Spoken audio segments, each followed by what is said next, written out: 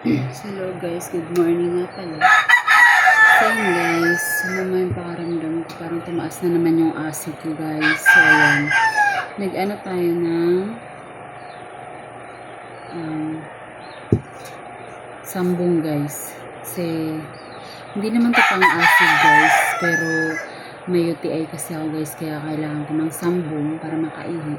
Tapos ito guys, kwento ko sa inyo kung bakit ako sinumpong ng acid ko. Paano malaman kung sinumpong ka ng acid mo?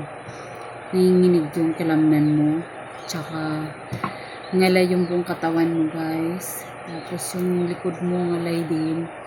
Parang gusto mo magpahilot, magpamassage para maibsan yung ngalay ng ano.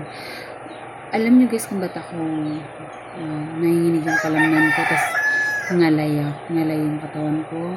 Kasi tumaas na naman yung acid ko guys. Kasi ganito kasi yun guys. Wala akong tulog na matino. Kasi nantay ko yung kapatid ko na dumating galing probinsya. So anong oras nung dumating yung kapatid ko? 4, magpa 5 na. So anong oras kami nagchat-chat? Mga 2 o'clock. So anong oras ako natulog kagabi? Mga 11 guys. So ayan, nanonood kami ng palabas ng movie. So ayan, bali yung tulog ko lang, ilan yung tulog ko. Hindi pa ako nakatulog ng tanghali kahapon guys. So natulog ako kagabi alas 11, alas 12, alas 1, alas 2. So 3 hours lang ang tulog ko guys. So ayan, pagdating ng kapatid ko, pumunta kami sa mama ko. Tapos, nagkape ka agad ako guys. So ayan, number 1, bawal ng kape. So ayun, dahil nga okay naman ng kape. Okay naman na ako. Yun, uminom ka agad ako ng kape. Gutom ako guys, nagutom ako ng time na yun. Kaya uminom ako ng kape, walang tinapay. May tinapay ganun guys, pero kasi parang wala nang gana ng tinapay. Kaya kape na lang uminom ko para mainitan yung tiyan ko. Yun nga, pero yun habang nagiinom ako ng kape guys, nisip ko yung yung acid ko, lagot na naman ako. Ayun, sumumpong yung acid ko ngayon guys. So ayan, para mainitan ulit yung tiyan ko guys. Umidlip ako guys, iidlip sana ako ngayon. Ng oras na ba? 6 o'clock na ng umaga. So idlip sana ako ngayon kaso parang hindi talaga maano yung sikmura ko guys. Kaya tsaka nanginginig yung kalamnan ko guys. Parang kung suso magpahilot guys kasi nilay yung buong katawan ko. So ayan guys, meron namang pangpakalma ng acid guys, chamomile tea. Chamomile tea, tinry ko rin yun guys, isang box. Pero mas bit ko yung chamomile tea guys, pang ano pala yun,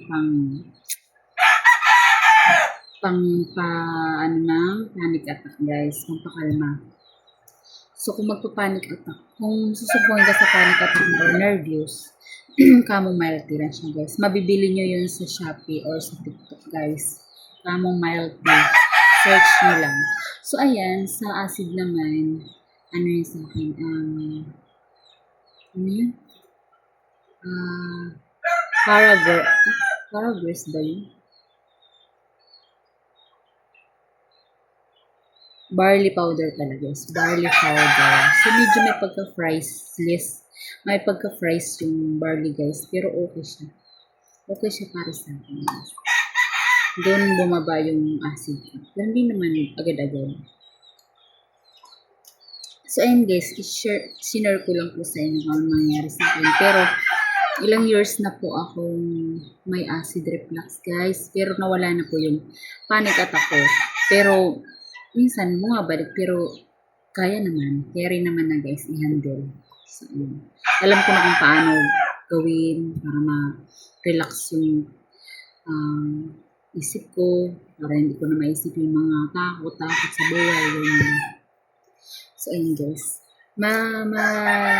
Maranasan nyo rin guys. Maranasan nyo rin yan pag ilang years na kayo or 1 year or pag hindi malala guys, month lang. Ayun kasi malala kasi yung basic. Kaya ilang years, 3 years bago talaga nag-heal na pwede na ako uminom ng alak minsan or soft drinks minsan, pero wag lang lagi guys.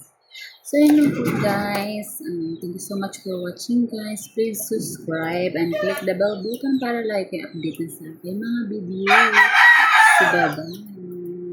So, yun guys, matulog tayo guys kasi iba yung pakaramdam ko. Mawawala din to guys. Ganun lang. Ganun lang. So, yun guys, bye-bye. Thank you so much.